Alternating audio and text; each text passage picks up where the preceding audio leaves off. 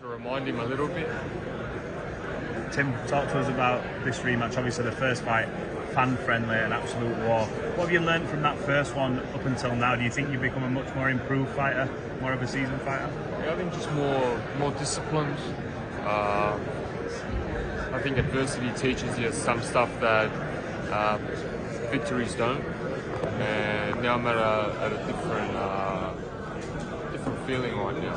You just talked there about discipline. What are the subtle changes you've made then to make you lock in and make you more disciplined? More comfortable. The fact that I'm just more comfortable in the ring with experiences. You grow as a person, not just as a fighter, but as a person. That's how it is. You had to show that dog in you that first time round. But do you watch that fight back and go, you know what, I can go into that bag of tricks, I can do so much better and do so much more to get yourself over the line against such an awkward fight? Yeah, I know. Sometimes, you know, I'm proud that I'm able to have that dog inside me to show that when it needs to be shown. But at the same time, I've got the natural skill and ability to show myself, and that's what I want to do this fight. Tim, you did that in the last fight, in the early rounds. I thought you looked incredible. You know, I mean, you showed, you know, you can really box. I know you spoke about this being a war in there. Is that just some game shit that you're actually going to show him a whole different artillery? You know what? I can do everything. You know, and if it means that we have to bite down at times, so be it. You know, I feel like if he wants to come to Papa, I will welcome him with open arms. Deal with him like Papa used to deal with some Yanks in the MGM Grand. Smack him around, right? Yeah, second round, out cold. Exactly. Do you watch him look at him in the last couple of days? He looked a little jittery, swallowing a little bit. Yeah. I think that he knows he's in. He's a big fight. I don't know, man. Like, it may be. All of this is completely different to hanging out in the mountains, isolated from everyone. You know, so it might be a little bit of a shock to him.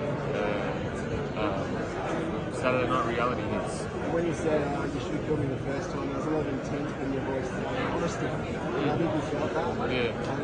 Well, that's the exact statement I said. You know, like, he should have done it the first time. This time it's going to be a whole new story. You see this as sort of a systematic breakdown in this fight. Team sort of build into it and then sort of take him in deep waters and drown him. To a certain extent. I feel like when it lands, it lands. He was saying about my PTSD. I feel like he's got the PTSD with the Mendoza, what Mendoza did to him. I want to talk about the weight cut, and I'm going to back you on it. They talk about this buckram thing, right? It's the first time you ever did it. Very hard on the body. Joey, I thought you came in quite big and you looked good. You're going to come in even bigger on Saturday night, you know what I mean? Let's not talk about it. The background weight cut was a big effect, huh? Yeah, of course. I remember when I woke up on the day of the fight, in the background fight, I was gone. I felt not like I was rejuvenated, but this time around it's going to be a whole different story. Tim, can you just expand when you said you think you still some hangover from that knockout pass? Can you just expand on that? What do you think that will look like? Yeah, I feel like he still thinks about it. You know, to be knocked out cold like that, it takes a bit out of you. You know, like, even though I was stopped against Buckram, I made sure to get back up each time. He wasn't up, he was gone. Do you think he's worried about your power? Of course. Even the last time, as soon as I hit him, he started just jabbing, you know? That's why I invite him for war. Tim, if he wants to bring war, I'm going to land the first shot. have you almost got to take a little bit of the emotion out of it? So like you said, with wars like that, they can take a lot out of you. Not just you, by the way, him. But you know what the carrot is at the end of this, remember? There's a WBC world title on the line. That's surely got to be in the forefront of your mind. Course. Forget the man, like, that's the title. This is strategic, man. This is strategic, and it's not just the belt, it's more about Fundora for me. Yeah, it's not the belt.